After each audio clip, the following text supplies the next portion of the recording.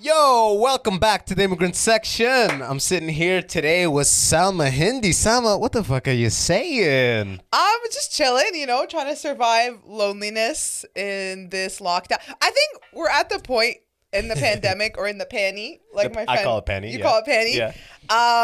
Where nobody actually believes it's a pandemic anymore. Like, they just believe... Oh, it's all a scam or like controversy, right? They just believe we live in a police state and the government's just trying to see, like, how far they can get away with controlling us. You're right. Today, did you see the news? Today they said don't use Colgate. You can only use Crest. What?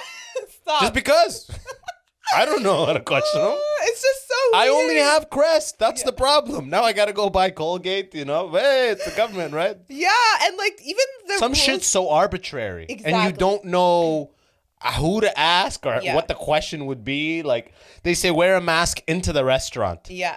And then I'd be in the restaurant and no one is wearing a mask on their walk to the washroom. Yeah. It's like... Yeah. It's so weird. Do I wear a mask to the washroom? Let me ask a manager. Yeah. Comes back, okay, mask on the way to the bathroom, no mask on the way back. Yeah, You're like, what? Literally. It's so weird. And the rules are so, like they're changing all the time, right? Like in the beginning, the first lockdown, they're like, don't even like speak to a soul, like no one, your grandma that's dying, too freaking bad, right? Yeah. And then this time they're like, if you live alone, you can go see like one other household. Or two. Yeah, literally. And I was like, all right, they thought about me this time, right? But what if they forget me next time? Like, you don't know. It literally is just evolving. But it also goes to show you the government is just a collection of people. They are just learning it as we are learning it. Exactly. And they're like adjusting, like, okay, are the deaths going up? They are? Okay, all right, go back in the house. You know what I mean? Yeah. Like, they don't really know either. They're not like super smart people. Yeah. It's just a collection of people responding to statistics. Exactly. And like, it's so weird because I have a lot of friends in my circles who are like the haram police, basically, but like for COVID. Yeah, like right? you can't have a Swedish berry next to them. Yeah. Or a fuzzy peach. You can't eat a fuzzy like, peach. that has gelatin. Yeah, like, right. bitch, did I fucking ask you? God is merciful, okay? Don't at me. I'm so mad. Salma, it says here that you ate the non-halal one, okay? You're done. Yeah. It's actually known in my family now. Like, I told my niece and my brother, I'm like, it is what it is. I'm going to eat gelatin gummy bears. I don't care. That's the stage of life I'm at right now. That's a very reasonable mid-level. By the way, you know what's funny? I usually, when, this is random, but when I get guests, I always make, so the way gain works, it's like the way you boost the audio is, so at the end, my voice isn't really high and yours is really low. Yeah. I make a judgment call on like the guest's voice, how they're going to be. Yeah. And I increase yours and I reduce mine. Yeah. And 3 minutes into this, you're like, no I've problem. reduced yours. I was just like, let me go ahead and reduce that dramatically. She does not need any boost. No, 100%. I forgot to warn you of my extremely high pitch. No, go for it. I'll adjust it or I'll level it out in post. And to those out there listening to the raw audio, I apologize. No, I'm kidding. Nobody gets that. But yo, I'm happy that you're here. I'll be honest. Yeah. I haven't had a female guest in person in a while because they always zoom in. Oh, they're always scared of your basement. Yeah. I'm like, I have to tell, especially if I'm like, look, it's like, please go look at the videos. Yeah. It's a legit setup. Yeah. Oh, it's in my basement. Actually, people, you're like, where do we meet? I'm like, oh, it's actually in my basement. Oh man, go look it up. It's not sketch. Go look it up. Fuck. I know. It's okay. You eased me into it. And you gave me mango. I knew you're, as a true Egyptian. Yeah. I was like, let me give her mango juice. Yeah. The only way to bait her. Sudani and Egyptians, that's definitely the thing. Because the last episode I had with Sammy Speakraw, he's got a channel. Yeah. We're talking about Egyptians, right? We're talking shit. I'm not going to lie. Yeah. All right? We were being objective. We're talking shit. I want to hear the shit. I want to add to it. Well, I think we were saying... Definitely people you can't trust, right? I think that was... I love how you agree. No, I'm picking all this shit up. No, I was asking him what... Remember I said before we started, like, I've, like, been evolving the podcast, trying to figure out... For so long, it was, like, the immigrant section. It started off with, like, let me have only immigrants on. Yes. And then I was like, fuck this. I just kind of want to have whoever I want to have on. Yeah. Yeah. Because I'd have, like, my white friends, good white friends. Okay. They'd be like, what? I guess I can't come on. And I'm like, for a while, I was like, no, not for you. Then I was like, what am I doing?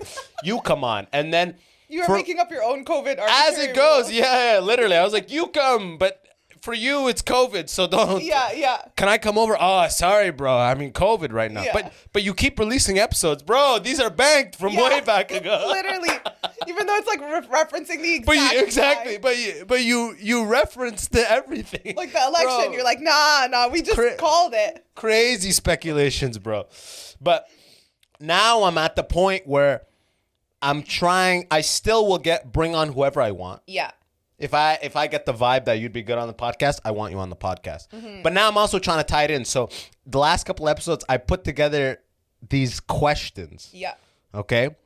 3 questions. I'll just give you them straight up, okay? And so we don't even have to address them or whatever. It's yeah. just something I'd like to incorporate into the podcast. Yeah. Because I think it ties it together with the name. Okay. Because you may be just like, I'll have like a random friend on, nothing immigrant related comes up the whole episode. Yes. And for someone just listening the first time, yeah. they have expectation. For people who have been on board the whole time, they get it. Yes. But a new person be like, this has nothing to do with the name. With any, it's very confusing, right? Yeah. So I came up with these 3 questions. Okay. This is obviously, the first one's kind of geared toward guys, but I think as an Egyptian, did you get beat and did it help looking back? Yes or no? That's the first question, okay? Okay. The second question is, what's something you've only seen your culture people do? Okay. Something you've only seen ever Egyptians do? Yes. And a third thing is, who is like the Egyptians' rival? The one who is always the butt of the joke, the one who they're always making fun of. So that, when I asked my buddy that, he said Egypt. That's why we got into Egypt. Really? Yeah. He said his boys are always talking shit about Egypt. So we had a whole back and forth. But that's the 3 questions essentially. Wow. I didn't know if I wanted to present them at the end. Podcasts always have a twist. Everyone's got their own thing. Oh, and at the end of this podcast, we all do handstands and shake our left foot. Because we need a thing. Yeah. It's like, okay, now let's do our ritual or whatever. Exactly. But I just wanted to right out the gate, because I still am calibrating this. Yes. Right out the gate, tell you those 3 things. Yeah. And literally, now that they're out, it'd be pretty weird to not answer them. Yeah, now I got to answer them. Okay, so I just want to talk about youngest child privilege for a second. Okay, let's go for it. The fact that I am the youngest of 5 kids. So, there you don't get touched. Yeah, like, my parents are tired. Okay, let me tell you. They're like, bitch, we didn't. I was an accident. I told you this, right? Did I ever tell you this? Wow. On stage? My mom got pregnant with me while on an IUD. Literally has a 0.01% chance. You're literally a case study. You know that, right? I know. I swear to God.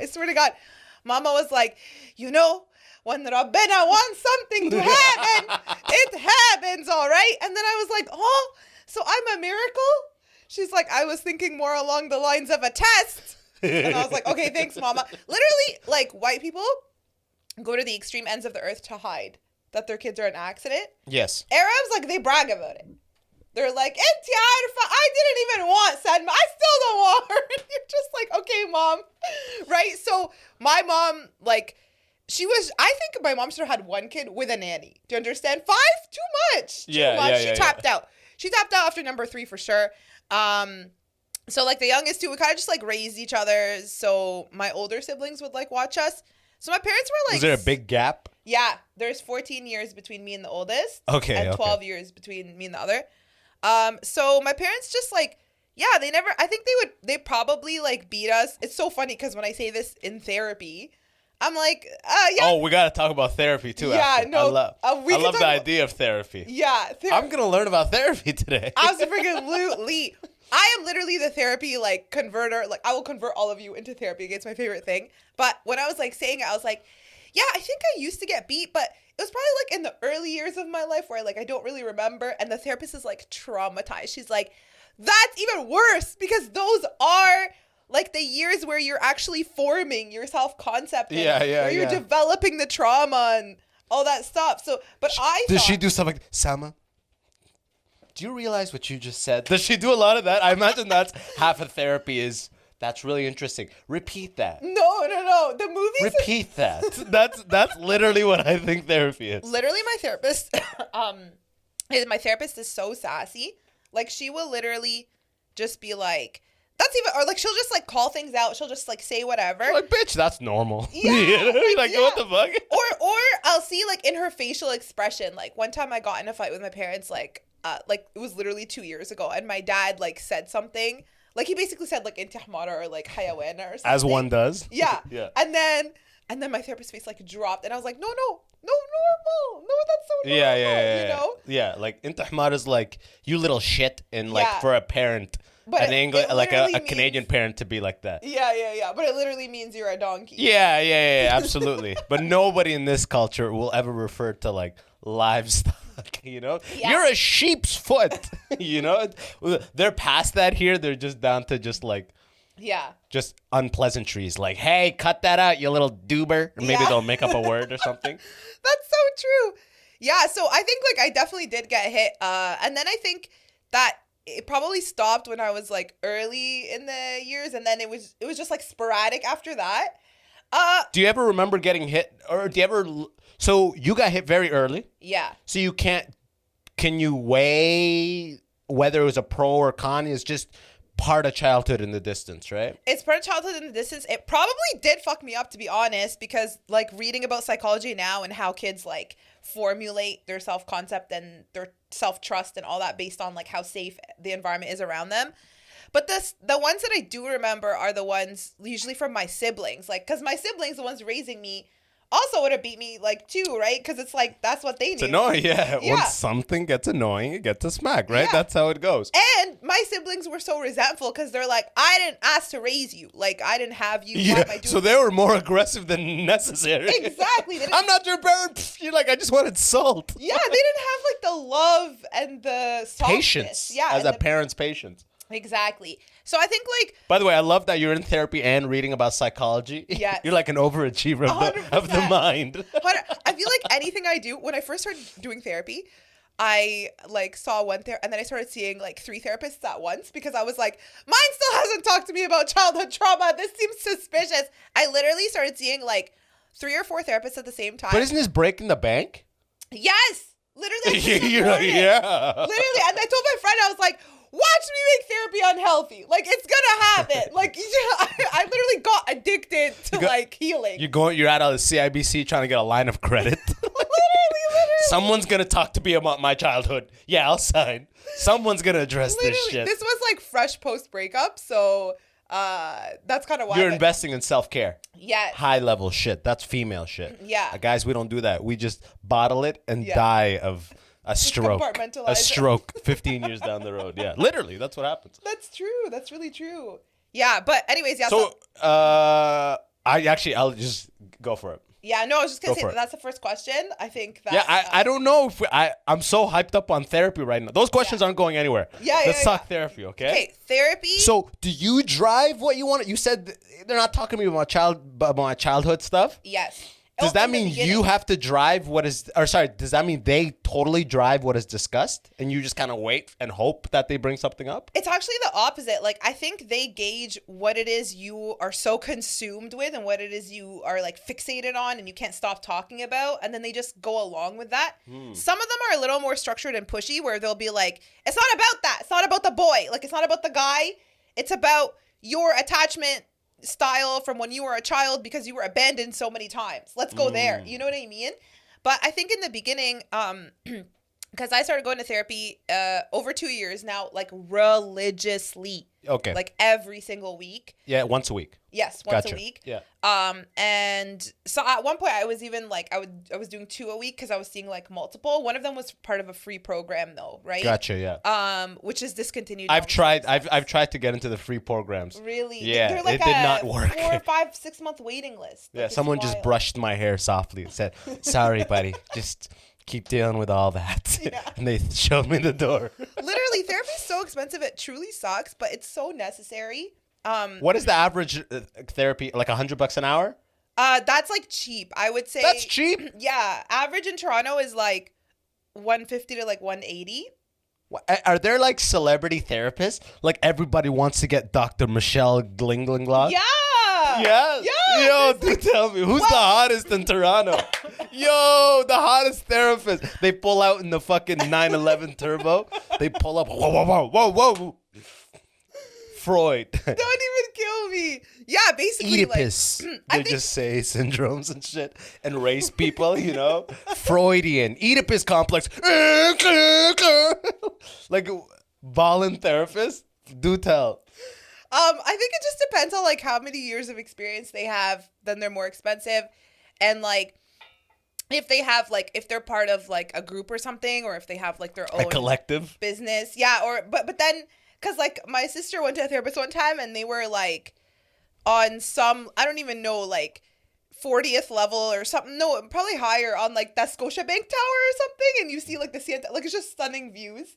Wait, okay. Is that like, a good or a bad thing for therapy? So I feel like probably like if she was paying like $240 a session, it was, now it's like $340. Yeah, like it was probably like 90% of that payment was for the view. Oh, it's elevation cost. Yeah, Yeah. We add $10 an hour for every floor higher we go. Literally. So I think it's just like it's just but some therapists that are good and you get wind of them like being really good, they end up just mostly. Not just that they're expensive, but they're just impossible to book. Oh, like true. They don't have openings for like 4 or 5 months or something. Yeah, and my therapist is like that too. There's like no loyalty. I'm like, why aren't you canceling everybody for me? But she books up like right away. That's weird. If you don't have an opening for 4 or 5 months, because the idea when you get in with a therapist is that you lock them into on a recurring schedule. Yeah. So is that the first time they can take on a new recurring person?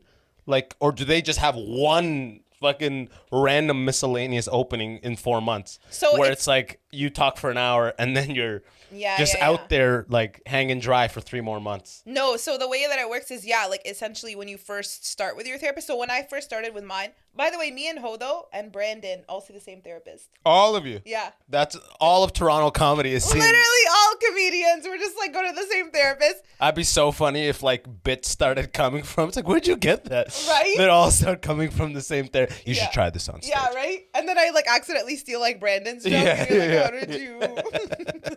But so when I first saw her, I think I was like skeptical. She was also skeptical of me because I was like, oh, I'm a really, really practicing, really religious Muslim, which is like how I identified at that point. Okay, so she's gonna have a limit of how open you're willing to be.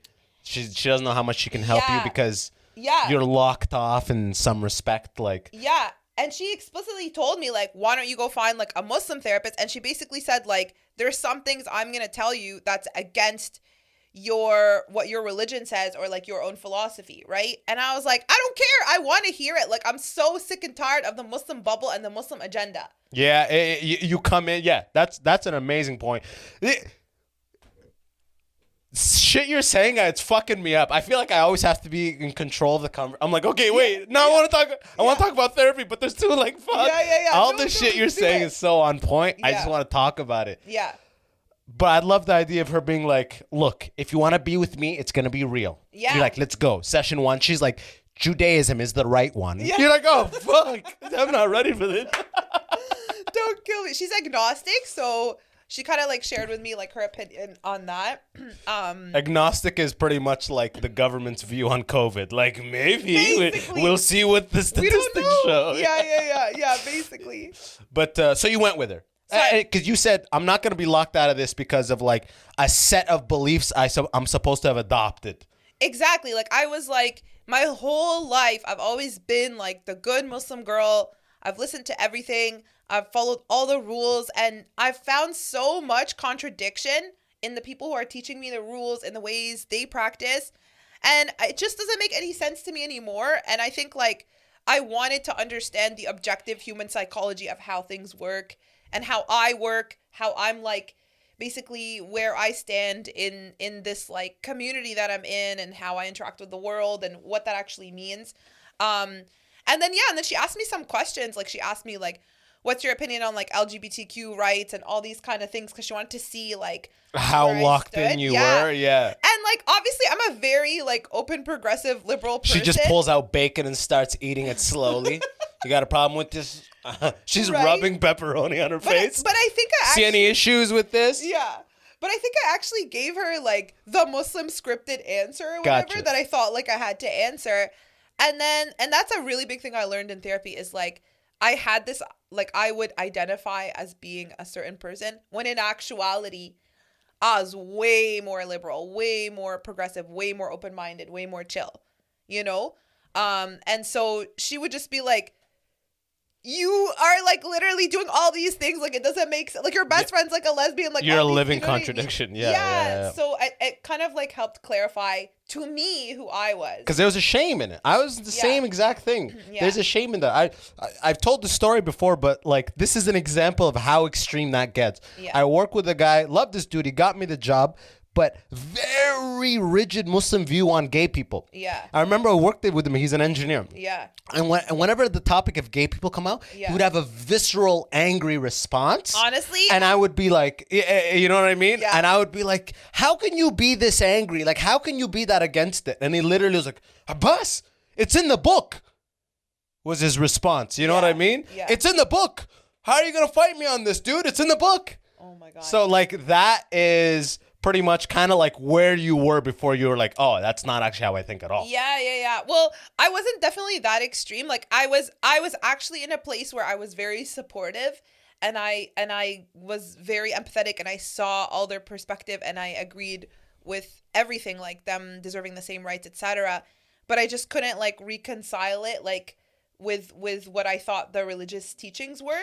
So I was like trying to say like, oh, I don't know, like, you know, whatever, like everything is a decision. Like I was trying to like mask it with that. I was exactly the same way. I was raised super religious, exactly the same thing. Yeah. So my technique for whenever something came up where I knew deep down I didn't believe what the Quran said or I didn't believe what the teachings were. What the teachings, I would just, I don't want to have this conversation. My buddy would be like, dog, you really think the earth was created in like 7 days? Like, I'm like, I'm not having this conversation. You know what I mean? Like, whenever I would just avoid the conversation. Whenever I knew that how I felt was totally contradicting how I must be. Yes. You know? Yeah. So that was like, so in the beginning, she like, that's kind of where I stood. And then she was trying to suss me out, like to see, like, you know, we like, and then she's like, do you want to do this like on an ongoing basis? And I was like, I don't know, I'm still like testing it out because I didn't know if I wanted to go with her.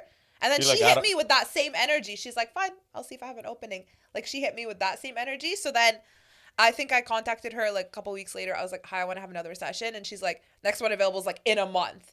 And then that kept happening for like 3 months. So then at that point I was like, let's just book a bunch in a row. Yeah. So then that's how you have to do it. You just book a bunch in a row. And they play it too. For sure. Yeah. I don't know if I'll have an opening for 4 months. So you got to lock in 12 sessions right now. Yeah, right. Otherwise, I don't know if you'll be able to cope. Yeah. you know what I mean? Like literally. That's how I picture it. Yeah. Otherwise, let the binge eating help you. So okay. So you get in with her, locked in. Yeah. What is there like a curriculum? You get into therapy. I'm assuming you sit in a nice chair. Yes. And you start talking, or does she start talking? The first, I would say 2 to 3 sessions, I talked the entire time to the point where I was like, Salma, you're paying her. Yeah. Let her talk. She probably talked the last like 5-7 minutes maximum. And she had to like shut me up so that she could drop. But when she talked, you know what I'm saying? Yeah. Like it was like everything I was saying was just like not even fluff. an ounce on a scale. Yeah. Okay, and then she talked and it was like banger after banger, like wisdom. Like You're like, you should write this shit down. Yeah, I'm like, she's like, I am. Yeah, right? I literally, you're going to think I'm such a dork, but I've been doing therapy for 2 years and like a couple of months. I go home after each session and I write down like the entire thing. I transcribe the entire thing. Just because like, that's how I like soak it in. And then sometimes I refer back to it if I ever get like confused or like, it's not even just confused. It's just like logically, if let's say you're like doing something that's not healthy for you in the moment, like when you talk through it, you get so much clarity, it's like so logical, it makes a lot of sense to you, whatever. And then you're really empowered by that conversation. And then eventually you start to like kind of soften up. You're like, well, it's not that bad. Like, let me. So you got to get it while it's hot. Yeah. So then it's like, while it's hot, I write it down and then I kind of like refer back to it whenever I get weaker or whatever. This is with anything. If I have to set boundaries with someone who's really toxic, like in my family, for example, or if I like have to cut off from a guy or something like that, or like if it's just like I'm unclear on like a certain thing, whatever, it just helps me out that way. So let's say you're talking a lot. Yeah. What does she hit you with? She goes, I think you're blank, blank, blank. Or does she go like, does she try to dig deeper? Or does she like ascertain like conclusions? Like, it's both. Like, so since I went to her right after my breakup, for like the first 6 months, all I did was talk about the guy and the whole relationship and whatever. And I think like she would just hit me with things like, she'd be like, yeah, but he's taking up so much space. Like, she would make me see it in a way like I never saw it before. And then she would tell me about codependence, like the fact that I'm so dependent on this person. And then she would talk about like, then she would be like, you know, you're, and then we'd get into family, and then she'd be like, you had like, you know, a certain dynamic in your family that was so toxic and unhealthy, and you just recreated it in this person. And that's why he felt like home to you. And then, like, do you know what I mean? She would draw like massive, like she would basically take you from like being this close to the drawing and just pull you. Oh, like bird's eye view. Yeah, bird's eye view, and you just see everything like so much clearer. You get like a snippet, like an insight into that. And then afterwards, the emotions and the loneliness, like all that stuff kind of pulls you back down. And they just keep doing it. They keep like, so it takes the Also, that is the purpose of the weekly. It keeps you grounded, so to speak, like the weekly recurring thing. It keeps you grounded, but also like that's how you make significant progress, right? Like in the 2 years that I have been going to therapy, I'll tell you the ways in which I've changed. Okay. Which I think is like drastic. So first of all, anybody out there wanting to go to therapy, write this shit down while it's hot. Right. So I feel like I broke out of a lot of codependent relationships that were extremely toxic and unhealthy. I set hella boundaries with a lot of my family. I moved out of my parents' place permanently. Okay.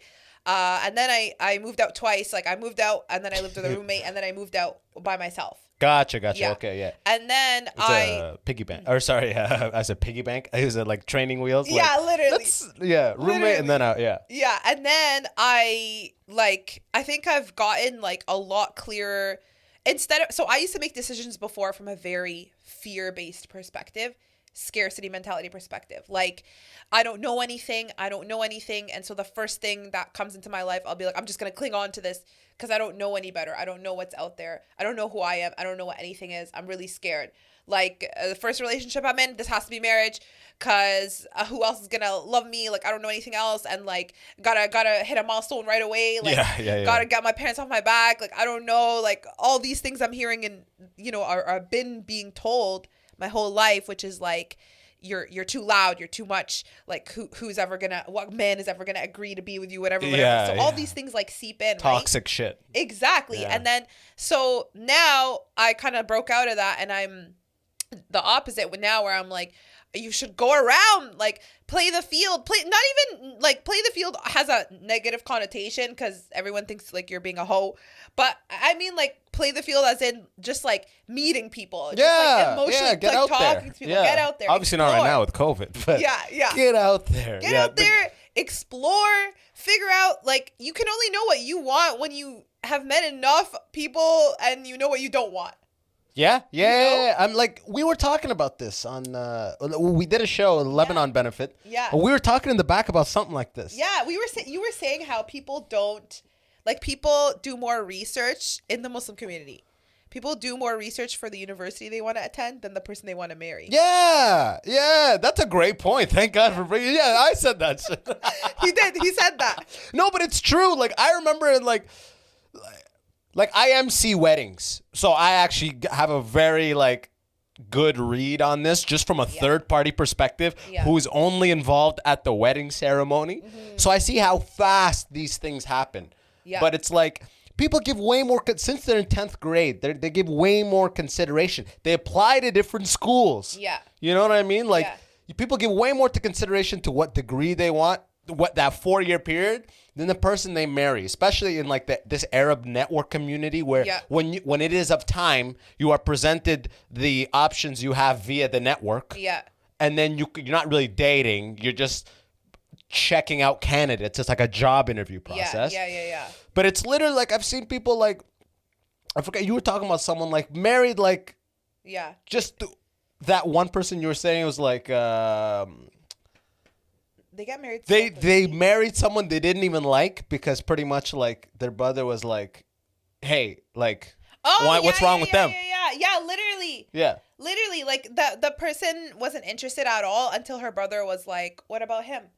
And then she's like, oh, okay. And then she basically said, like, well, I'm not going to talk to him unless it's in an official capacity because I'm tired of men, like, always leaving. So we better get engaged. So I'm not even going to fuck with learning who he is until he signs the paper. Yeah. Like, what? I was like, you went from, like, not even wanting to give him the time of day to being like, okay, fine, but if I give him the time of day, like, marriage. I don't get it. That's the person you need to hook up with your therapist quick. Right?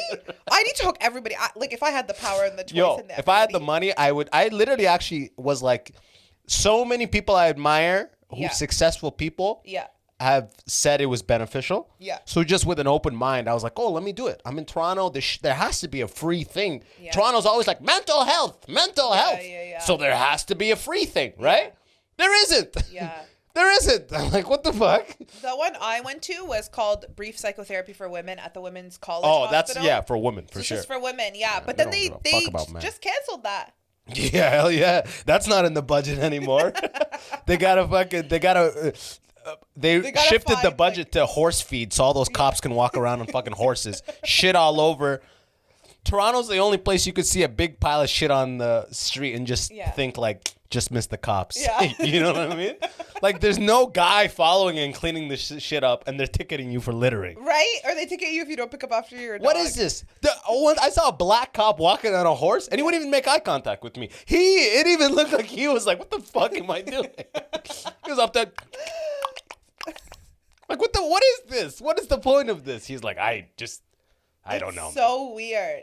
They just like take them out for a stroll. I don't understand. I don't get it. Like, it's a symbol. I don't know if it's because of like Great Britain, monarchy, the Queen. We love the Queen. I don't know if it's in that respect. Yeah. I don't get it. It's fucking like, cut that shit out. Yeah. Imagine if they cut out the whole horse department. Imagine hypothetically they defunded the horse department and just made like a fucking mental health thing. Yeah. That's so funny they don't have it.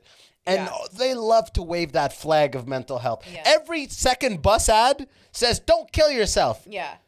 Mental health. It's like, okay, so, you know what I mean? Like, there's no back end. It's just front end. So they look like they're progressive and all that. Yeah, and there's nothing in the back to actually support. Yeah. There's some hacks that I can share that I've learned on the streets, okay? So first of all, when they ask you the question, are you having thoughts of hurting yourself? You answer that with a hard yes. Basically, if you go to your family doctor and say, like, I'm having thoughts of, like, depression, anxiety, which, like, who in this entire world? I have done that. Who in this entire world has not? No, I have done that, and I still didn't get there.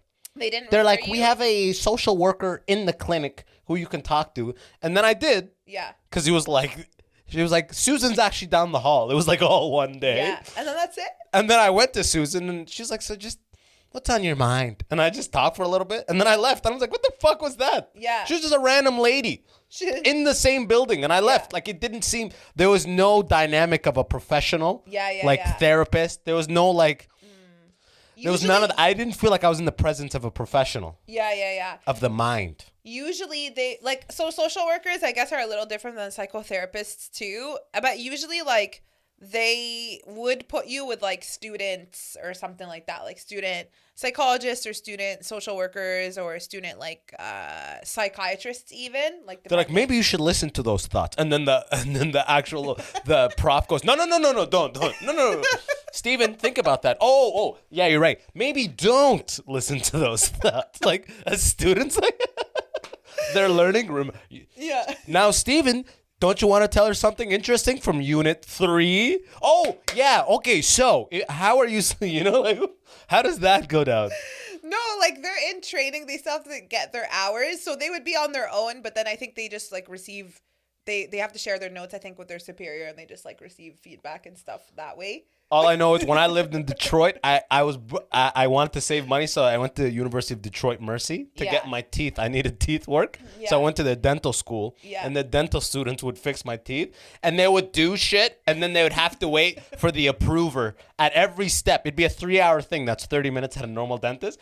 I'm just sitting there, 48 chairs, we're just waiting. Is the guy coming? Yeah, he's just with another couple chairs. He'll just be a couple more minutes. Like, that's how I imagine this therapy. Like, he's just rooms of people getting therapy and the real therapist. Everything going good in here? Yeah, we actually had a question about suicide. If you could come in for a second. She tried to kill herself 6 times. Yeah, I'm just gonna check with room 6 and I'll be right back. All right? Like what the fuck? How is So I don't even honestly. Even if you've never been to a therapist ever, and you have no experience talking to a therapist, you will know when they're good. That's what I'm saying. Yeah. And I knew. You knew she was not. She was not even in the capacity of that. Yeah. She was just someone who's like a helpful ear. Yeah. You know? And nothing against her. You know, her name wasn't even Susan, but nothing against her. It's just not what I was looking for. Exactly. Like some people do look for a soundboard. Other people... like a soundboard, that's good. I like yeah, like other people, and honestly, the most important thing in your progress in therapy is the therapy-client relationship.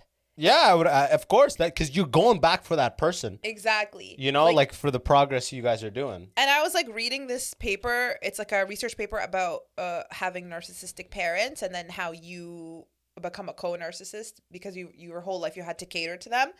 And basically, this paper says that for children of narcissists, the therapy patient relationship is actually the most beneficial ever, because to you the therapist kind of signifies an authority figure who is like safe and you need healthy, that, and you've never experienced that ever.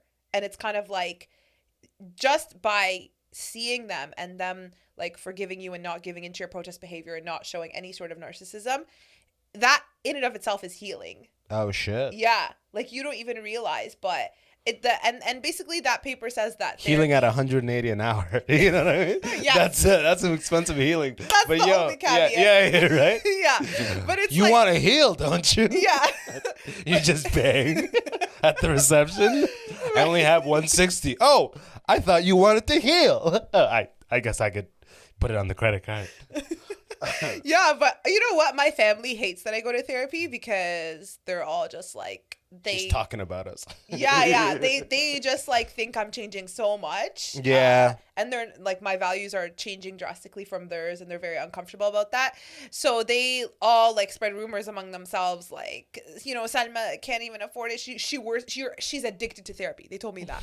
They're like, you're addicted to therapy. I was like, what? I'm addicted to like processing my thoughts and like gaining clarity. It's so funny to be going to therapy, and then on the outside of therapy, the reason you go to therapy, that group of people is being like, you're addicted to this. It's just literally. Like that is the justification for continued therapy. Literally. It's you're feeling good, and it's like, you're addicted to this shit. Yeah. You're nothing without it. You're like, fuck. Well, they take it as a direct offense, right? The best ever was when I ordered this book called Children of the Self-Absorbed, how to cope with like basically having like narcissistic parents. I hope you had a gift wrap. And my dad opened it, and he's like looking at me, and I'm looking at him, and he's looking at me, and I'm looking at him. It's like, it's that meme where it's like the two black guys looking at each other. Yeah. And then he just gave it to me, and I was like, thanks. He's like, he just gave it to you. He's like, I'm not self-absorbed. And then he just walked off. His head low, Baba.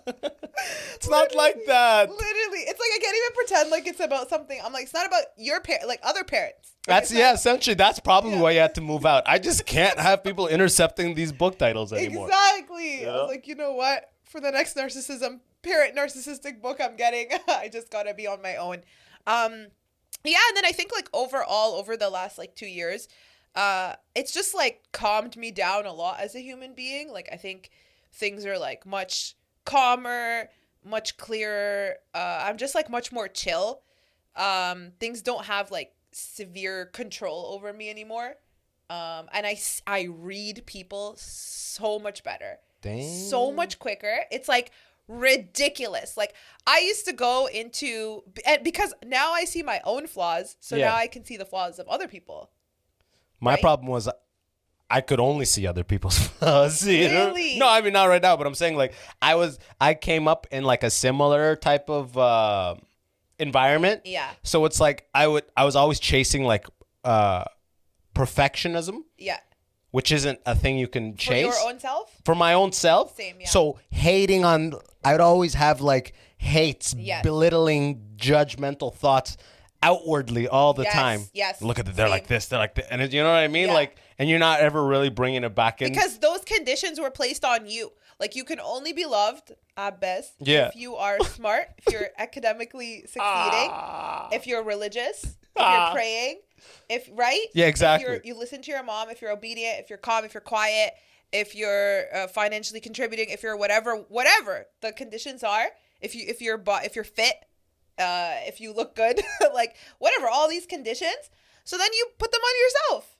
You're right. And that's what I did. Oh my God. Yeah. Now, should I just email transfer you 180 or can you put out a payment plan? No, but that's how our parents No, but are. you're so right. You're so right. Yeah. And it's still, like I'm saying, it's still something I'm going to do. And now I'm going to back off looking, because ever since I failed to find a free one, I backed off completely. But didn't the government just approve like a huge funding for therapy for people who are anxious or depressed? But I don't know when that's going to kick in. I don't know about any of that stuff. And it's like, I feel like they prioritize one. The point is, I will just... I'm almost like self-diagnosing with a lot of stuff. I read a lot about other stuff, but I also recognize you can only do so much by yourself. Yeah. So I'm literally just gonna wait till my money is right and then. Perfect. Yeah. That's a great plan. Because it's exactly that. Like, you can read about concepts and everything, but only when you're like sitting with a therapist do they actually dive in through like the memories or the experiences with you, and then break it down and like tell you what to do and kind of like walk you through it. And it's basically like having, like someone who's really experienced and coach you through these like emotional moments and stuff to actually like unburden yourself. Like, yeah. There's a lot of, the way I look at it, there's a lot of like, as you get older, you do like, your brain is like a computer. Yeah. And like your childhood is like your version 1 software. Yes. And as you get older, you do software updates. Yeah. And you're like on a version 10 software now. But some of that version 1 shit is still down there. 100%. And it creeps up at like times that I don't want and times I can't even control. Yeah. And that's the shit that I'm like, okay, I feel like therapy will be able to help me deal with that. 100%, all that's your foundation. Yeah, exactly. Like, it's like I feel like I'm so much better improved as a person. Yeah. But that shit is still under. It's not it doesn't delete these versions and install a new one. Exactly. You just build over it. Exactly. Filter and build and build and build. Yeah. Can I tell you this onion analogy that like please I learned? Okay. If you paid 180 for it, I'm down. Yeah, this one, and I read it in a book too afterwards, which is, I'm gonna give you some suggestions after this since you like said that you read. But okay, so basically, this is kind of like how we develop like psychologically. So as a child, you're a newborn baby, you're divine. You're like untouched. Basically, you're untraumatized, okay? You're just like a baby. You don't have any like trauma or anything. A newborn child bears no sin. Yeah. I heard that in an anime one time. Really? It was great. Okay, that's literally it. A newborn child, divine, just like nothing. That's like the dot of the onion, okay? And then things start to happen to you when you're a child that you internalize as shame, okay? And shame is like, toxic shame is like the most important term you'll learn in therapy, which is just like, it's the belief that you are inherently a bad person. Not that you did something bad, but that you are bad. Gotcha. Okay? Like there's something wrong with you, you're like unworthy, etc. As opposed to like for example, if you run a red light, you're not going to be like, oh my God, I'm a criminal, like I'm a bad person. You're just going to be like, oh, I did something that's like against the law. Whoops. Yeah. Right. Yeah. But some situations like, if let's say like when I was growing up, if I ever like disappointed my parents, or if I ever like missed prayer, if I ever did this and that, or if I ever like did something like with like a boy or drugs or anything like that, I never did anything, but I'm just like saying, then I would say, and then you would get caught and you get yelled at by your parents, you get shamed for it. Then you think, oh my God, I'm a bad person for doing this. Yeah. You don't feel like the emotional turmoil and the way you internalize it is very different than how you would internalize running a red light and what that means about you as a human being. Right? Yeah. Right? So that's what shame is. Like when you believe that you yourself are a bad human being. So as a child, you don't have the logical ability to be able to discern your actions from who you are. So you actually internalize almost everything that happens to you as shame. For example, like if you're 2 years old and you run to your mom and you're like, Mama, look, I just drew this. And your mom's like so tired coming back from work after a long day. And she's like, oh my God, I best just leave. I'm tired. Yeah. You're not going to be like, oh, Mom is tired. Okay. You're going to, like, your heart is going to sink and you're going to be like, Mom doesn't want to talk to me. Yeah, right. Because I'm a bad person. Shame. You're just going to internalize on that you. as shame. Yeah. As a child, your mom could die and you would still internalize that as shame. You'd be like, if Mom loved like me your so fault. much, Yeah, she wouldn't have left. You know, like it logically makes no sense. Yeah. But as a child, you don't have that the world ability. revolves around you. Exactly. So whatever's happening outside is a result of your actions or who you are. Yeah. So then you start to like internalize that as shame, and then you start to develop defenses as a child to make yourself feel better. Either you start crying or you start being like the really good girl. You start being a perfectionist. And then biting the shit. I was a perfectionist with the biggest nail biting problem. Oh my God. And the most like anxiety for like 20 years. Yeah. You know? You become a worrier. Yeah. You become really anxious. Or you become, you go hit other kids. That makes you feel better. I was hitting them too. Yeah. Whatever gets you attention. I'm fucked up. Seriously. Yeah, you'll do all those things. Or you're like the overachiever. And you could be a lot of these things, right? And then eventually those like coping mechanisms turn into like your sub-personalities, like that you just become the class clown. Yes. Or you're an aggressive person. Or you're an aggressive, angry person all the time. Or you're like the hero star child. Or you're like, the martyr. You're like the scapegoat, whatever. Like you're all these, like you can be any of these things, and those are your sub-personalities. And then an extreme manifestation of yourself, like if your sub-personality takes over your real personality, as in like you're feeling extra shame and then you just lean into your sub-personality more, the most extreme manifestation of that is addictions.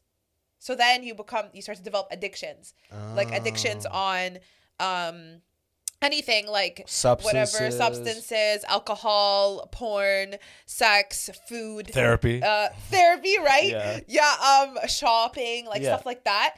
And so all of that, like you've created now, like all like this huge like onion, whatever, all of that, like the whole purpose of those addictions is to stop you from feeling shame. Yeah. So like on the day-to-day, like we do have shame. Like, so what therapy does is it kind of like goes all the way back into your childhood as much as you're able to like really unpack a lot of your memories that you carried with you that were really painful, where you faced like abuse or injustice, abandonment, whatever. And then they really help kind of like they make you put into perspective. Yeah, or they make you, your adult self, talk to your younger self in that moment. Damn. Yeah, and I bet the tears come at that time. Oh my God, that's when the tears thing come. That makes me cry. Yeah, that's just hold on. Like, all right, it's gonna be good. Yeah, just hold on. Like picturing younger Salma, because you're so grateful to your child self because they got you here. They really made you get through it. Like, even though they developed unhealthy coping mechanisms, it's the best you could have done in the environment you were in. Because you like who you are now. Yeah. So you can't change any of that. You can't change any of the ingredients that got you here. Yeah. But you can't deny that some of the things that got you here were not the best, you know? Yeah, and your child self is still with you right now. Like, your child self will come out in moments where you're triggered. Like, if you have like a fear of abandonment, or you're triggered, or someone does something, you start to act up, your anger like takes control of you or whatever. It's because your child self is so resentful from all the times they were abused and taken advantage of when they were younger. So they'll like blow the situation out of proportion right now. So the idea of therapy is to kind of like really heal and kind of like send away your younger self. Like, go back and give them everything that they want. It's kind of like the analogy that they give in therapy is like, it's kind of like you have like a 5-year-old child with you that's like everywhere. And instead of throwing them at everyone and being like, take care of her. She has all these needs. Like, she wants attention, validation. She wants love, whatever. You are the one who takes care of them. And then just kind of like lets them go so that they're not controlling you. Do you know what I mean? Yeah. That's amazing. Yeah. That's like a huge leap forward milestone for you. Just like your ability to succeed in this life it uses your mind and your upbringing as an asset rather than a liability, you know? Yes. Yeah. Because I feel like we're just out here. We have all these liabilities. We just got here. Yeah. And we're just a sum of all of those like separate parts. Yeah. But like things like that, like therapy, like a whole, we'll say, package of therapy. So a lot of sessions. Yeah. That shit puts all that shit into perspective. Yeah. And it literally lets you own it. Lets you know, in this situation, I'm gonna act. My default self is gonna do this. I see it in advance. Yeah. And you can act at a different way. Like you can use that. Yeah. And everybody has triggers, right? And everybody has tendencies, and everyone has protest behaviors. Like every time you tend to get triggered, are you gonna like, you know, overly compensate, or are you gonna like, you know, be extra like bitchy or something? Like, do you know what I mean? Yeah. Like, you, and especially you could change that shit. Yeah. And especially in relationships, because the level of intimacy that you feel in a romantic relationship is paralleled by none other than the intimate relationship that you felt as a child with your mom. So that whatever dynamic you had back then, like if you had a secure relationship with your parents, then you tend to have a more secure relationship with your partner. But if you had parents that kind of like abandon you and you didn't have a really secure relationship, then you either tend to be very anxious attached, like you really cling on to your partner a lot, or you tend to be avoidant, where you're like, you distance yourself every time you get too close or too vulnerable, like it's scary for you. And so even socially, like women, I think, tend to be a little more anxious attached than men, because women are always told like, you gotta lock down a man, biological clock, whereas men are always told like, don't let her tie you down, play the field, like you're still young, like do your thing, right? But like basically and then the idea is like that you can kind of, once you're aware of like your attachment style, also another partner can enhance or really like make your attachment style better. If you're with a secure partner, usually you end up kind of becoming secure yourself. But if I'm with an avoidant partner, oh my God, my anxious attachment will just like explode. Oh, okay, gotcha. Yeah. Just because like you're not getting what you need. Yes. And so it's making your shit spiral. Exactly. And so I read this book. I just finished it, called Attached. It's so good. It talks all about this. And that was one of the first things I learned in therapy, by the way, that I'm like extremely anxious attached, or at least I was in that like relationship. Yeah, at that time, yeah. Yeah. And basically the book says like 50% of people are secure attached, and then others are like avoidant or anxious.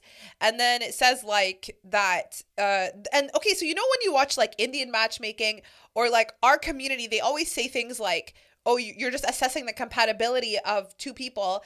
But oftentimes the compatibility that they're assessing is very outwardly, like the job that the person does. Like, it's based on a doctor goes well with a teacher. Yeah. It's based on like maybe lifestyle. It's more so like based off of like just credentials. But nobody is assessing, which is the importance of dating, in my opinion. Nobody is assessing like the intimacy compatibility of these two people emotionally, because you don't know yet.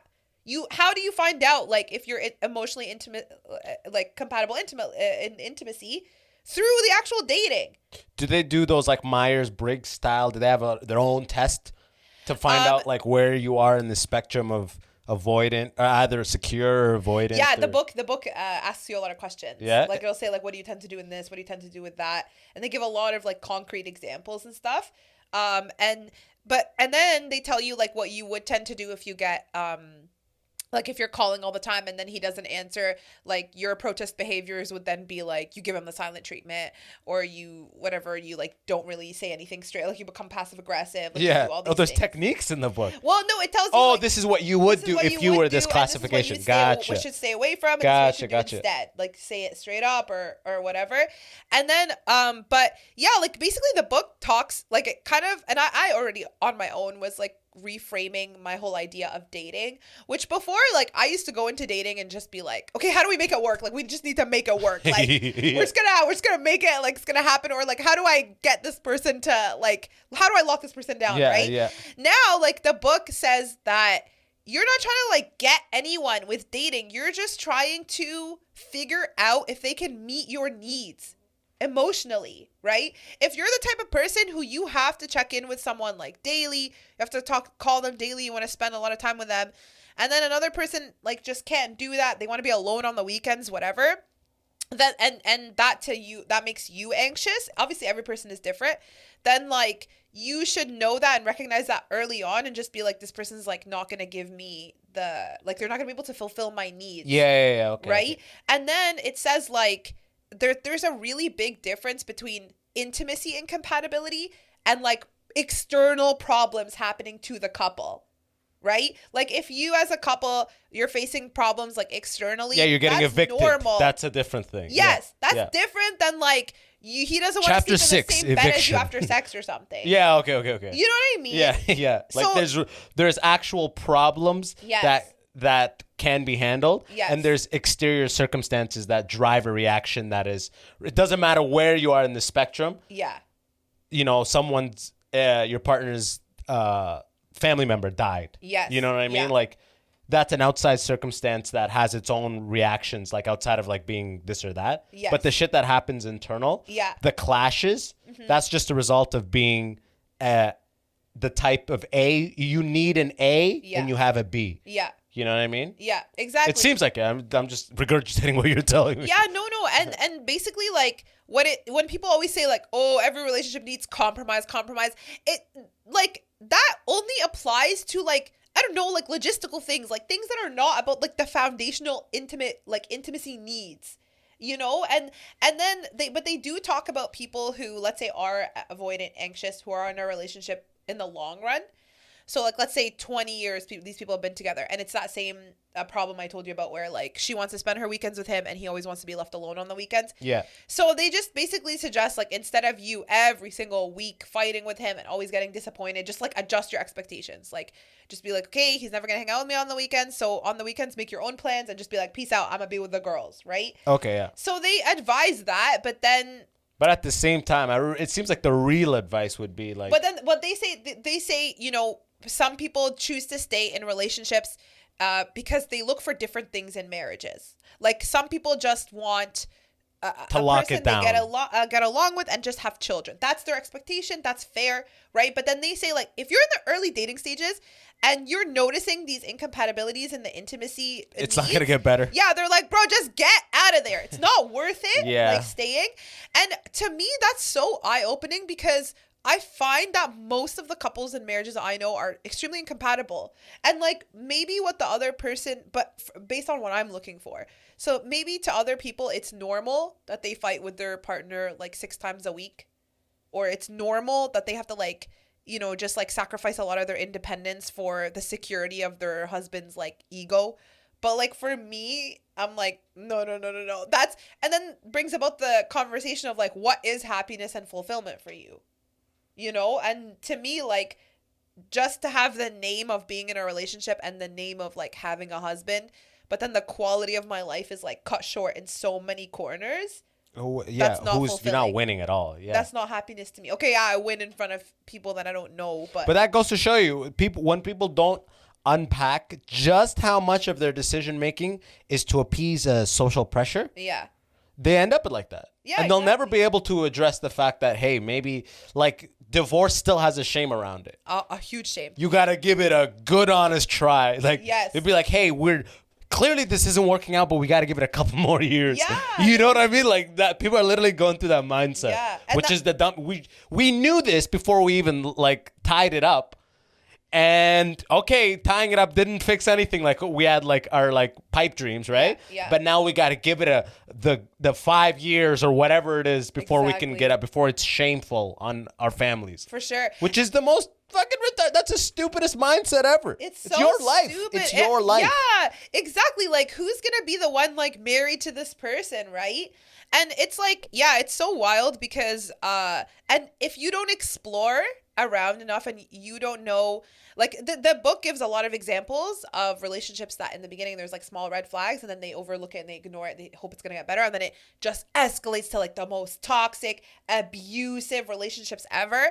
And they're just like, you need to recognize these red flags from the get-go. And I think like that's it's so funny because I have a friend who came out of, she literally got married to someone within like a span of 2 months, was already married to him.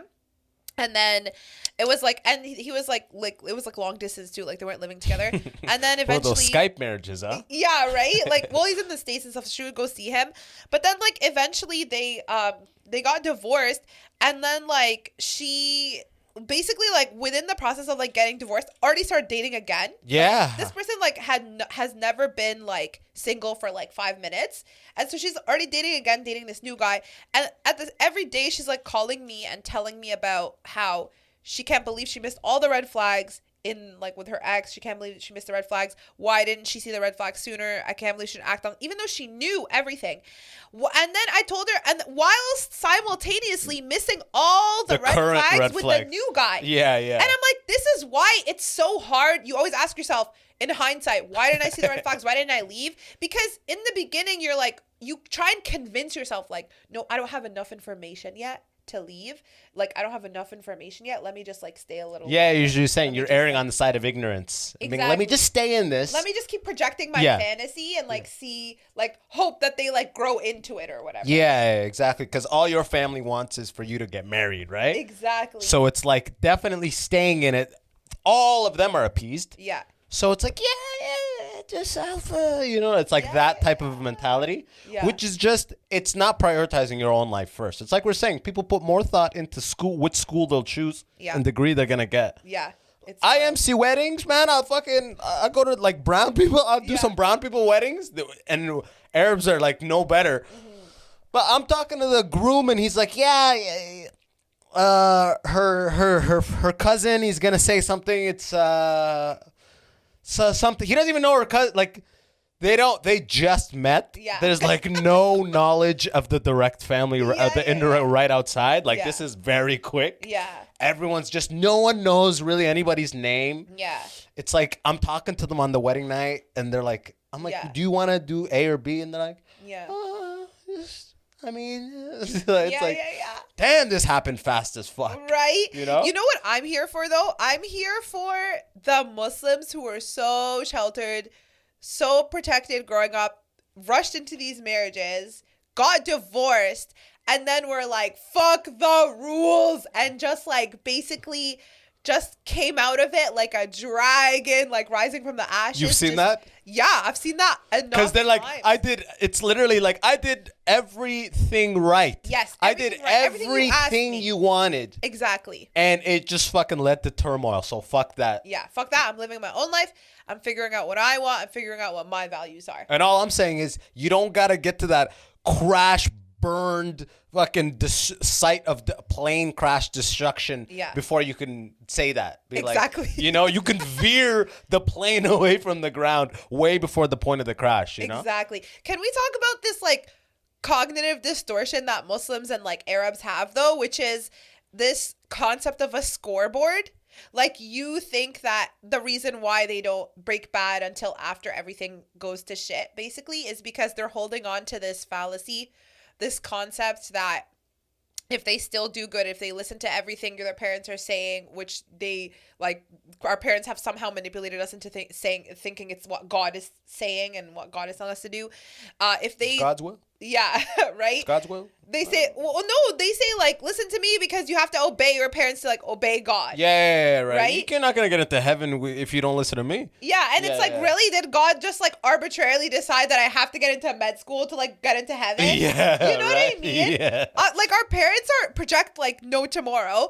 And so, anyways, like, all these, like, Muslims and these Arabs think, like, if I, listen to my parents and I do exactly what they tell me to do, it's mostly like immigrants and stuff, then like, I will basically, like, God will reward me with like the best thing. Like, someone out there is keeping a scoreboard of all the sacrifices I'm making, of all the fun I'll get my that I'm like, not taking that part I'm not in. having. Exactly, just so that it'll pay off. It'll pay off at the end. And usually the payoff, we think in our minds, is like going to be like an incredible marriage, an incredible partner. And then at the end, like, so the reason why these people end up losing their shit is because then they think that they have that, and then it turns out it's not that. And then they're like, what the fuck? Nobody's keeping track of anything. I put a massive investment, like a 20-year investment. A friend of mine. This is what I got? Yeah, you know? A friend of mine the other day was telling me that she would spend her night in prayer, like constantly, and would like, she didn't even want to like ever look at another guy, and like she didn't want to look at her body when she was showering because she was told shame. That was haram and shame and whatever. And so she was like, I was literally spending all my nights cashing in on the good deeds, thinking it'll pay off one day. And all it does is like further traumatize you and make you like an unfulfilled human who then has all of these, like in Arabic we say awad, like basically insecurities where like you feel like you know, you say like dama'ad, like mataqad or something, like they this person, like they have like my Arabic's like pretty shitty. Oh, okay. Yeah, like basically they haven't fulfilled this aspect of themselves, so they feel like a particular insecurity in that area. Okay. You know? That's why like when people react so drastically to like LGBTQ rights, I'm like, bro, you're just denying yourself clearly. Yeah. Like, yeah. When there's a visceral. Yeah. Like an angry. Like I'm saying. Yeah, that's. Yeah. I'm like. When you see it so angry right away, you're like, come on. You got some exploring to do. Yeah, how can you be that angry? Yeah, where's this anger coming from? Exactly. But then the same thing happens with like those people. Like that's how you go and create like, and then like, not to introduce another therapy term, but I'm introducing another therapy term, is like this thing called shadow self, where it's like this concept that all of the parts of you that are like untouched, that you haven't like, you've denied for your own self, goes into like this shadow of yours, where it's like in your subconscious, where you then go about dealing with the world with all the things that are in your shadow self. Like, and anytime you get like a visceral reaction like that, like extreme judgment or extreme hatred towards someone or something, it usually comes from your shadow self. And the opposite is also true. If you have like an extreme attraction to someone, it usually comes from your shadow self, because like you're denying these things in your own self, and then if the other person is doing it, then it kind of like draws you to them. Or you get repulsed, like, ew, I can't believe they're doing that. Like probably because you're denying it for your own self, you know? So I feel like this is a regular person's shadow self, and this is like a Muslim person's shadow self. Yeah. We just deny everything for ourselves. Yeah, that's an amazing point. Yeah, it's ridiculous. There's so much shit added to the list of just general living. Yeah. It's like, and that's why people get so butthurt and they take it personal when someone removes their hijab. Oh. Like in the Muslim community, they just like, everyone. Like, what the fuck am I doing? Yeah, because okay, if let's say the reason why the like girls are wearing their hijab is because we're taught like you're doing this as a sacrifice, you're sacrificing the attention that you would get from men or whatever for God, you're being modest, all these things, like you're sacrificing, and you're doing all these sacrifices for God, for the hereafter, whatever. This is like the spiritual aspect, and how it's, for some reason, that's how it's like taught to us. So then you're like, okay, well, I'm going to wear the hijab and all that stuff, and it's going to get me a better life, and it's going to get me a better afterlife. Like, it's always like, fi dunya wal akhirah. Like, you'll have it's not just about the now. This here. Is a test. Yeah. Yeah, you'll have a better life here and in the hereafter, right? And then, basically, like, you then see these girls who take their hijab off, and then not only are they, like, you know, having the same quality of life as you, they're probably having a better one. So then you lose your shit. You're like, what the hell? No, that's not allowed. Like, I was told about the scoreboard, you know, and you basically apply your own judgment onto them, thinking like it's not fair, what they're doing is wrong, and then you start judging them. You start being like, wow, I can't believe you just gave in to like shaitan. All of that tone is pretty much having like that thought. You're like, hey, these are the rules. What are you doing? Yeah. You fucking rule. You know what I mean? Yeah. And you have a great bit on this. That bit. I won't redo it, but that bit so funny. Yeah, it's like inspired by this. But it's like, okay, think about it, because seeing COVID and the haram police come from that is actually so trippy, because it's how Muslims operate, right? But like, it's the same with COVID. Like, if people don't wear their masks outside, you say Yom al-Qiyamah. And then, so then you say Judgment Day. Or you see people hanging out without you, you feel FOMO. And so like the Muslim mentality, shadow self would say, well, they're being reckless and like probably one of them is gonna get COVID, or like, you know, they're gonna cause like harm or something like that. Try and convince yourself, like, because you're feeling you're FOMO. making the right call. Yes, you're winning being right here. Exactly. You try and make yourself feel like self-righteous and you're right about it, instead of being like, maybe there is a point to that, or maybe whatever. You know what I mean? Like, and it's very interesting. I don't know what's right or wrong, but it's just like, these are the things that dictate like these extreme reactions in you, and it's what makes you, like, I've seen a friend of mine, like, you know, call the cops on people because they're hanging out and like do all these extreme things, and she'll be like, it's the law, and I'm like, yeah, but also like there's a big emotional and psychological component to it that you're like projecting onto them. And the law is not necessarily always right. Like, it's changing every 5 minutes. You know, like slavery used to be the law. You know, it's what you want to do. It's like it's an act of vengeance. Yeah. Via the law enforcement. Exactly. And that's a big thing about a lot of like the social justice like warriors or police on the internet. A lot of them are just bullies looking for permission. You know? And it's like they just run away with it. So I don't know, like it's pretty wild, like, to see a lot of these things. And obviously everything is nuanced. Every situation is like different and stuff, but yeah, like I don't know, like, have you ever thought about being a Muslim woman therapist? I think you would break ground there. I'm sure there's already like a bunch. There's definitely a lot. I'm sure there's a bunch, but being one of the sought after Toronto ones. Yeah, you know what I mean? Right? That's Salma Hindy in the 9/11. Don't kill it. Hijab or not, live your life. You know what I mean? That's how I picture it. I sent my niece this meme the other day that was like, it was like me to like younger people or whatever. It's like, do the most, be a hoe. And I was like, this is literally, I was like, this is me to you guys. Like, I sent it to them. I was like, this is me to them. Like, I'm always like pro exploring, like, get out there, figure out what you want to do. Like, don't live with these shackles. Because the more you live, the more fulfilled you'll be and the less you'll have in your shadow. You know? 100. It's like you're literally like that person who made it to the other side. Yeah. And they're like, the grass is not greener on this side. It was great over there. You know what I mean? Like, like and that same, like, extending that same olive branch pretty much, like, I did the same thing. Played along, went with the rules, did it exactly how I was supposed to do. Ended up with the engineering degree in the engineering job. Yeah. For a year, and also 2 years in that job, and just being like, okay, got to a point where it's like, I got a nice car, I got a nice place, and all the novelty of it all wore off. And that feeling of being like, okay, this day-to-day, this is not for you. Yeah. This is not what you're supposed to be doing. Yeah. That every day grew bigger to the point you just can't even ignore it. To the point where for the first time in my life, I always dismissed, this is the arrogance of like, what you're saying, that arrogance of, we know if I just do it the Islam way, it's all right. Yeah. So I would never read a self-help book. Yeah. I would never read nonfiction because I'm like, they're stupid. Who's reading nonfiction? They're stupid. I know what I'm doing. I know what I want. That was the first time in my life I was so much dissatisfaction with my career and angst. Yeah.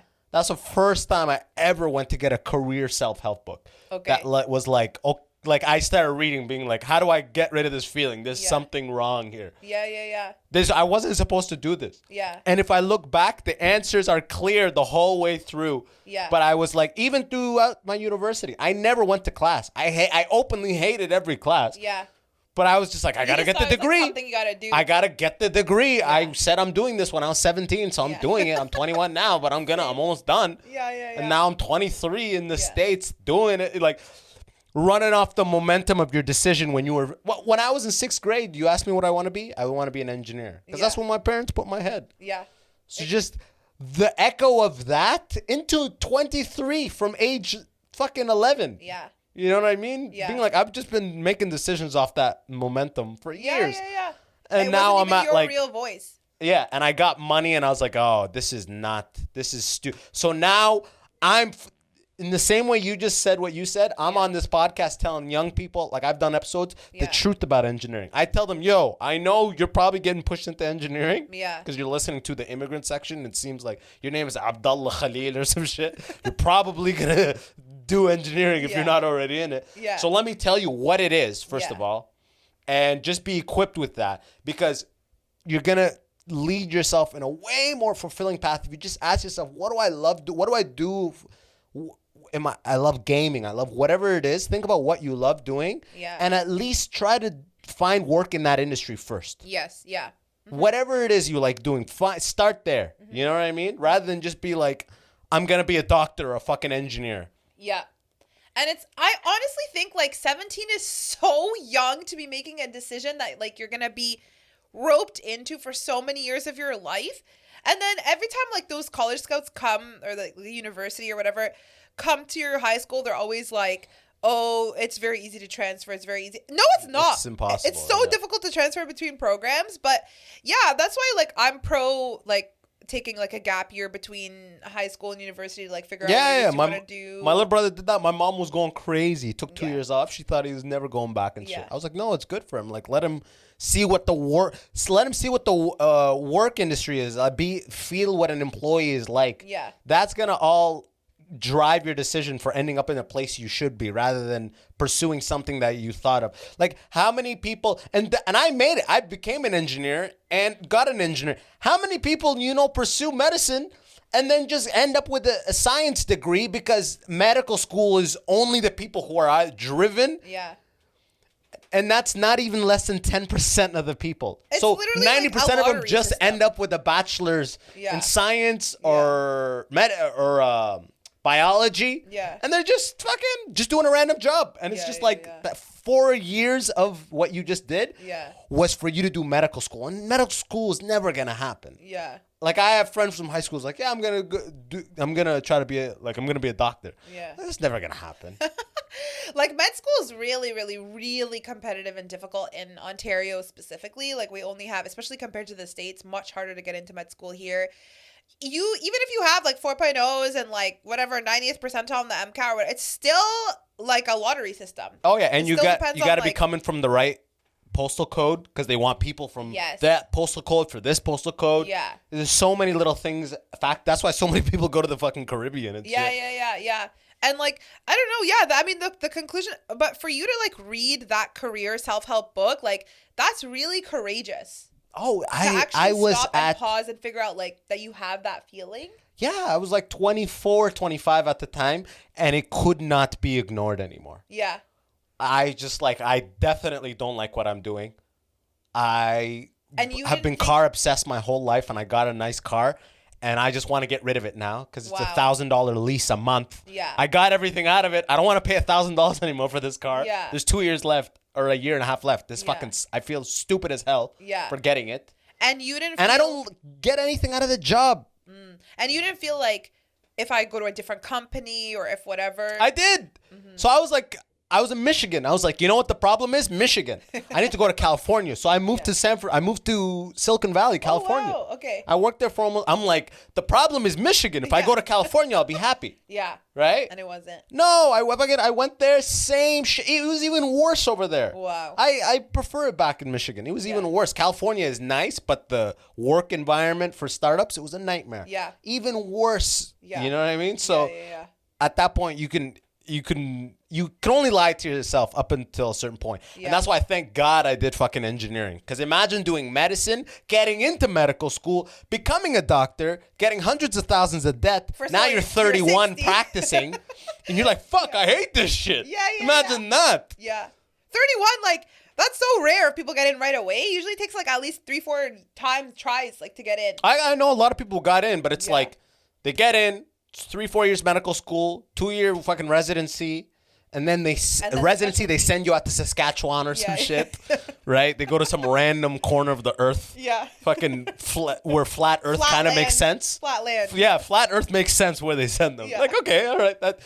And then they come back and they're fucking...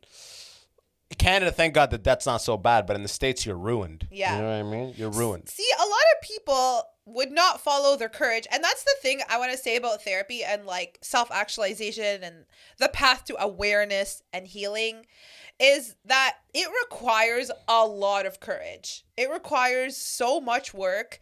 And it's like, there have been some therapy sessions where like my like gut was wrenching. Like I wanted to vomit from realizing how big of an impact certain things had on me, you know, and how it really shaped like who I am as a human and how it's like coming out on certain things. And I feel like in your situation, you could have easily been like, okay, let me just get married to like escape this horrible feeling, and done that instead. Like, you could have found another way to continue lying to yourself and prolong it so much longer. And then that's why people get to a point in their life where they have a midlife crisis, where they just can no longer ignore anything anymore, and everything starts to fall apart, like their families, like whatever, you know? And it's because of that, like, because they didn't have the courage much sooner to just be like, no, something is wrong. I don't care if I'm going to upset everyone in the path that I thought I had for myself, and shatter my self-concept and who I thought I was as a person, and just revamp. That's why I'm saying, for the young people that are listening, be honest with yourself about what you want to do. I mean, early on, like, it's nice if you want to be an engineer or doctor, if that's really what you want to do, because it's a lot easier to do it now than to do one of the coveted things and be like, okay, this is, I hate going to work, but I have a nice house, but I hate going to work. Exactly. That's the worst feeling, because now everyone gets used to you with that house, so you feel like you're letting people down by stop doing the job that facilitates the house. So you get trapped. You're living a life for other people almost. Yeah. You know? And I feel like that's like the immigrant experience, is that your standard of success, or at least like how my parents see it, is like you get to a level where now you can like show off to others. Yeah, like be like, oh, especially, you know, look at how my son is doing ABC, right? Yeah. And that's why I feel like for me, moving out was so empowering, because it was like, nobody knows anything about me anymore. Like, they see me once on the weekend for 2 hours, and that's it. Like, I never talk to my parents about anything like deep. We just talk about the weather, I ask them about their jobs, tell them about like a cake I made. I tell them about like my cat, what he's up to now. That's it. The Salama, you know? And so they don't, like, to them, it's like, I don't know, I'm not showing off about anything or anyone. And when guests come over, like, I don't talk about anything or anyone. Like, I just let my personality like be what's there. The thing, you know? I know what you mean. It's not about any your energy. It's not about any sort of material. It's not about listing what you've done or anything like that. Yeah. It's just bringing your energy with theirs for like you still got to be around your family, regardless of how, actually, I don't want to say regardless of how toxic they are, because I don't know who's watching this. But like, my family's pretty toxic, but I notice that if I go too long without going home, I don't feel good. And when I go home, I reset. You know? So regardless of how they might be in some old mindset thing, they're very like, their energy, you need to be around their energy just because they're your own. Yeah, you know and it is really healing. Like, I mean, I personally do believe in like biological ties and like, you know, like Silat al-Rahma or whatever, like how it's talked about in Islam, which is like your blood ties and stuff. But obviously, like, I think that the boundaries are really important to stop the toxicity. Like, the way there's like, when it comes to boundaries, there's like it's a lot harder for women than it is for men. Let me just add that. If I move out, it's whatever. For a woman to move out without being married, they're like, it's like, what are people gonna say about? And are you from the GTA? Yeah. Yeah. For you to be in the GTA, moved out and not married, that's like, oh fuck, like, you know what I mean? That's a big move. It's you. Yeah, it's a you problem. It's about you guys.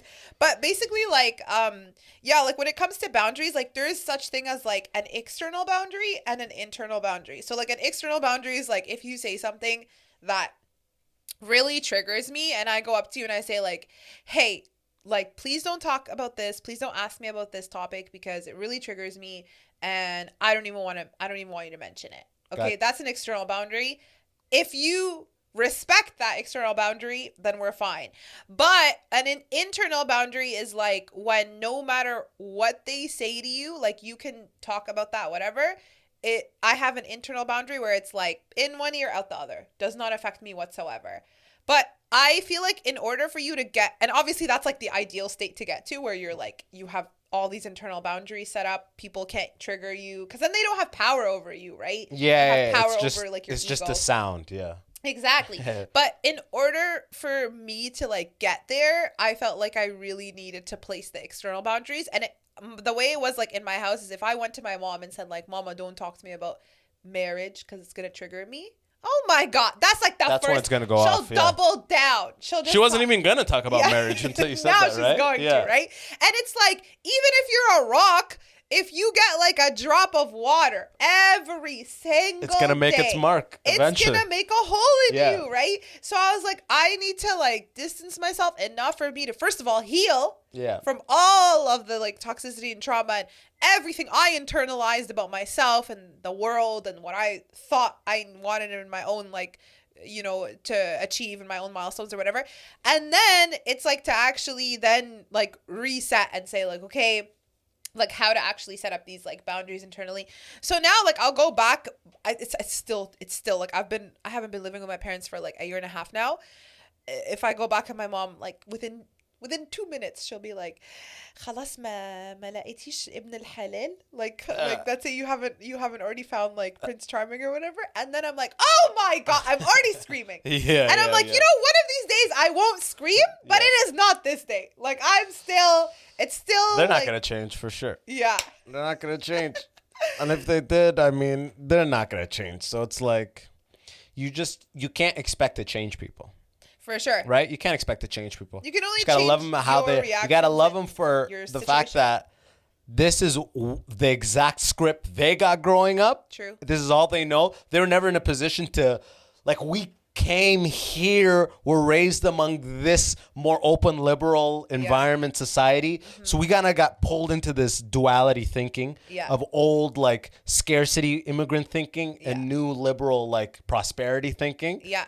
Mm-hmm. But if they're brought up in that and they know, like, there's still love. It's just annoying shit. It really, at this point, like you said, once you've set all those internal boundaries, it really just gets to annoyingness, you know? It never makes you, like, it never will keep me up at night or fuck me up to some level. It'll just be like, it's a nagging vibe now. But I love being around my family. And that's good because that's indicative of how much progress you've made. Oh, I love being around my family even more than I did before. Because before I really did have that vibe of, like, I can't fuck up. Yeah. I can't fuck up. I have to be perfect, essentially, was the vibe. But ever since I left engineering and being like, yo, and doing a career that they don't even really understand, but they're happy. They see I'm happy. My mom talks about marriage, this and that, but it's like also like, Mom, it's okay. Like, it'll all work out. I'm happy at the end of the day.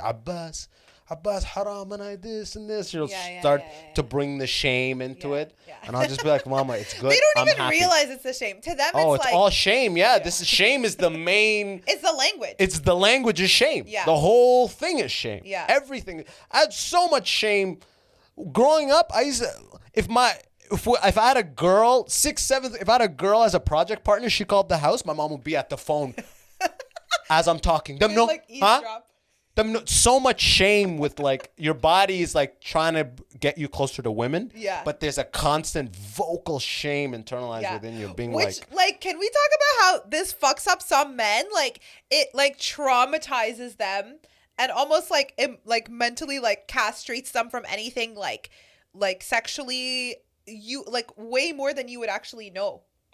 And then I was like that. Yeah. And then it's like, then that's the opposite.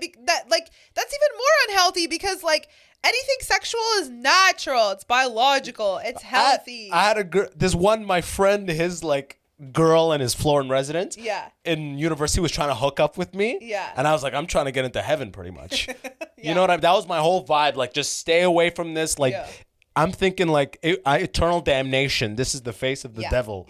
Like I'm denying all these, I feel it, but I'm denying it. It's like just that's a fucked up way to live. You know what I mean? It's not a right way to live. Yeah, it's like, but like even in the those situations like one night stands or hooking up or whatever, like that stuff is like. I like that stuff is whatever, but the point is like if you're not even open to the idea of like but it gets in the way of marriages sometimes. Like I know people who are married and they've been married for a few years, like maybe like 10 years or more, and they like like they'll say like that their husband doesn't sleep with them and doesn't like sex and is just so weird about it, and they just like kind of like do it once every like few months or so, just like, and they had the kid one time, that's it. Like they just do not have that's a nightmare. That's disgusting. I know, and Muslims would never know this because nobody talks about that shit. Nobody. Me and my wife were not having sex. What the fuck, bro? Are we praying Maghrib or not? What do you mean, bro? I told you to make that zan, bro. Qim as-salah, bro. What do you mean? Yeah, everyone would get so uncomfortable. Yeah. Man, we're not. I haven't. You know what I mean? You can't have that conversation. But yo, we're at an hour and a half, huh? Oh wow. Well, I still gotta know. So yeah. And you're answering these questions because people won't listen to the podcast unless there's a fucking twist. Yeah. Oh yeah. So let's answer the questions. Okay, so I did get beat when I was younger. Yes. Probably fucks me What's a up. thing? No, we're over the beating. We talked beating before therapy. That went into therapy. Yeah. We did a tight hour 20 on therapy. Yeah. Okay. What's a thing? And something you've only seen, and now I feel like I'm just like forcing this, but I don't give a fuck. I'm doing it. Something you've only seen Egyptians do. I don't know if this is like specifically Egyptian or not, but like I feel like they like they're so cynical in their humor, and like they're like so depressed and they're so cynical in their humor, and then but then like they don't even realize that like they're doing that, so they just like make it funnier. Like I just think that they're just like dead inside and really depressed. Yeah. And then they say like I wasn't expecting that one. and they say like really funny things like because they're so depressed and like cynical. And then, but they don't even think that it's funny that they're saying it. Like they're just naturally like that. And then that just makes it funnier. Like that's what I've noticed. Like they'll in just Egyptians. say some shit like, "Oh, what's it all for?" kind of thing. Yeah, like things like that. Yeah, and it's just like that's all nothing. Yeah, yeah. I've just like noticed that in like the like Egyptians, you know, like in Egypt or here, just among Egyptians. The ones who've come from Egypt like 5 years ago or something. They're the hardest ones with this. Yeah, like, hey, what's it all for? Yeah. Like that. That's so jokes. And what do Egyptians talk shit about? Who like are Egyptians like ethnically wise? Yes. Who are they always talking, or like who's the butt of the joke? I'm gonna tell you what I've heard. Okay. Yeah, of course. So Sudanese, they were like a butt of a joke. Growing up, I heard that. Algerians, they talk so much shit about them. They're like, they're psycho, they're angry, they're like, they'll beat the shit out of you. They beat their wives. Nobody Egyptians talking shit about Algerians. What they say about Sudanese, they're lazy? No, like they just, like, or they'll, like, it's like, they make it seem like it's like an insult to be like, like this guy's like, it's like how I was saying, like how a lot of Arabs will say like the Yahudi kind of thing, like, yeah. That's like Muslims in general. Yeah. Like Muslims just be like, it's like a Jew joke. Yeah. Egyptians will be like, this guy's a fucking Sudani, like this guy thing. Yeah, like they'll do that or whatever. Some of the jokes are racist, of course. Like first ones I heard like growing up. And then what's the one you heard? Oh my god. I'm not gonna be mad. No, okay. I'm gonna say it in Arabic. Okay? I just cry. Yeah, go for it. Okay, it was واحد راح السودان بالليل ما لقاش حد. A guy went to Sudan at night and didn't find anyone. That's like so stupid. That's just standard complexion joke. Literally so stupid. And then I tried to make the opposite joke to my mom. I was like, well, someone went to like France in the morning and they didn't find anyone. And she's like, that's not funny. Okay, there's nothing funny about that. They make croissants. Now go outside and avoid Algerians. Literally. And then I think something in the Egyptian community here in the West. Yeah. Like, because I grew up in the Arab community here. We talk so much shit about Syrians. Yeah, okay. Just, like, they're so fucking uptight. They just, like damina khafif. Like, we have, like, a sense of humor. They're the opposite. The mumtai. Like, they're just, like, you can't joke with them at all. It's like talking to a wall. Like, they're just so uptight. They think they're God's gift to humanity. No, I have some solid Wait, stories. are you talking about Lebanese or Syrian? No, Syrian. Yeah, you're right. No. I haven't. Maybe I didn't interact with enough Lebanese, but Syrians. Oh my god. Okay, so growing up, one of my Syrian friends was like, "It's haram for me to wear a red hijab because I look so good in it that it's a fitna." Yeah. And then another... And just exited the scene on that. And she was serious. And then another Syrian woman who used to give the reminders, like the halakas at the mosque. Yeah. My mom used to give her a ride. She told my mom, she said, نص جمال العالم أخذ سيدنا يوسف وباقي نص جمال العالم أخذوه السوريين, which means like half of the beauty in this world, Prophet Yusuf took it, like Joseph, which is our belief. We believe like he's like so beautiful, whatever. And then the other half of the world, the beauty of the world, the Syrians took. I was like, what about the rest of us?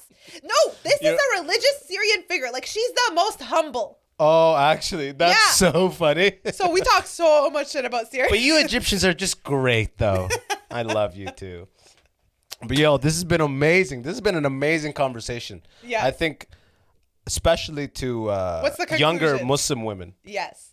Who hear this, I think it's a really, like, it's a necessary. I don't know if this type of conversation is out there in any capacity, you know? Mm-hmm. So it's amazing that you brought up that point. And therapy, yo, I want to do fucking. I just want to have a thick. I don't want to be in therapy forever, but I want to try therapy and have a sick therapist and be like, yes, I'm seeing Dr. Mindfuck. I don't know what everybody needs a sugar daddy, but for therapy. For the mind. For the mind. But yo, tell the people how to find you, Salma. Okay, yes, you can find me on Instagram at salma.hindy. It's always in the description. Look below. Website is salmahindy.com. You can find me on Facebook, even though I barely ever use that. And Twitter and YouTube. There you go. And TikTok, yes. And are you on TikTok? I joined TikTok, yeah. Okay, all of that in the bottom I will put. From my end, just leave a review wherever you're listening or watching this. Click that like button, subscribe. You know what to do. And remember, Patreon's got weekly solo episodes, so check that out. I air out these grievances, hit up current topics, all that. Join the Patreon and check all that out. But Salma, thank you so much for coming on. Yeah, thanks for having me. This has been amazing. You got to come back on, though. Huh? Okay, 100%. This is ready. Great. COVID or not. I was going to say after COVID, but what did this change, right? Literally. Yo, but until next time, y'all are the best. See you next time. Peace.